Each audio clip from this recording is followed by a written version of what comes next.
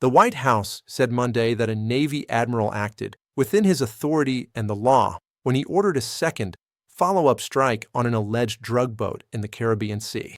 This September U.S. military operation has come under bipartisan scrutiny, with lawmakers announcing a congressional review of strikes against vessels suspected of smuggling drugs.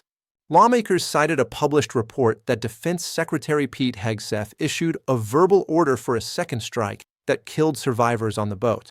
Navy Vice Admiral Frank Mitch Bradley, who Leavitt said ordered the second strike, is expected to provide a classified briefing Thursday to lawmakers overseeing the military. White House Press Secretary Caroline Leavitt did not dispute a Washington Post report that there were survivors after the initial strike. Her explanation came after President Donald Trump a day earlier said he wouldn't have wanted that, not a second strike, when asked about the incident. Leavitt stated, Secretary Hegseth authorized Admiral Bradley to conduct these kinetic strikes. She added, Admiral Bradley worked well within his authority and the law, directing the engagement to ensure the boat was destroyed and the threat to the United States of America was eliminated. Late Monday, Hegseth posted, Admiral Mitch Bradley is an American hero, a true professional, and has my 100% support. He continued, I stand by him and the combat decisions he has made on the September 2 mission and all others since. A month after the strike, Bradley was promoted from Commander of Joint Special Operations Command to Commander of U.S. Special Operations Command. Concern over the Trump administration's military strikes against alleged drug smuggling boats has been building in Congress. Details of this follow-on strike stunned many lawmakers from both parties and generated stark questions about the legality of the attacks and the overall strategy. The White House weighed in after Trump on Sunday vigorously defended Hegseth, saying, Pete said he did not order the death of those two men, and I believe him. Leavitt said Hegseth has spoken with members of Congress who may have expressed some concerns about the reports over the weekend.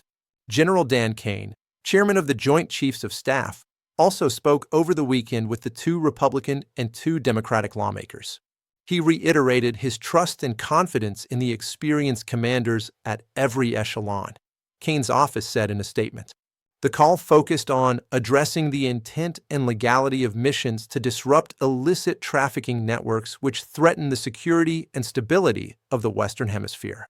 Senate Majority Leader John Thune on Monday broadly defended the operations, echoing the Trump administration position that they're necessary to stem the flow of illegal narcotics. Thune said the committees in Congress will look into what happened, adding, I don't think you want to draw any conclusions or deductions until you have all the facts. After the Post report, Hegseth said Friday on X that fake news is delivering more fabricated, inflammatory, and derogatory reporting to discredit our incredible warriors.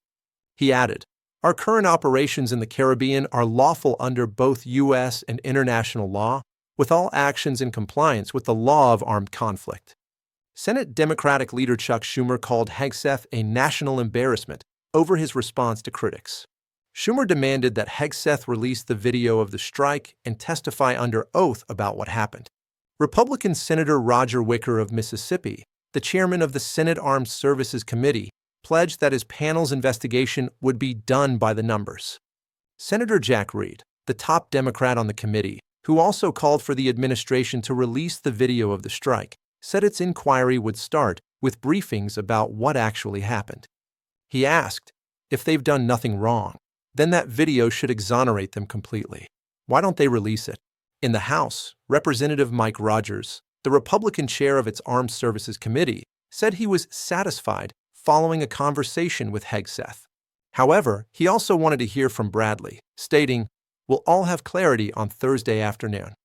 Trump met later Monday with his national security team to discuss the ongoing operations and potential next steps against Venezuela. The U.S. administration says the strikes are aimed at drug cartels, some of which it claims are controlled by Maduro. Trump also is weighing whether to carry out strikes on the Venezuelan mainland.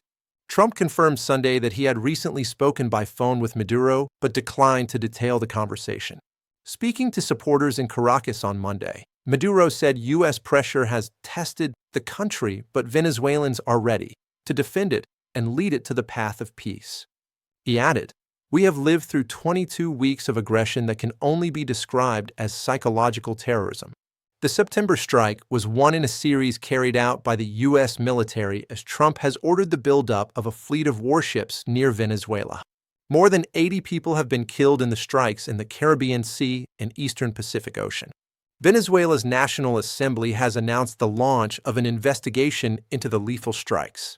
This was the first time a Maduro government official explicitly acknowledged that Venezuelans have been killed in the months-long U.S. military operation.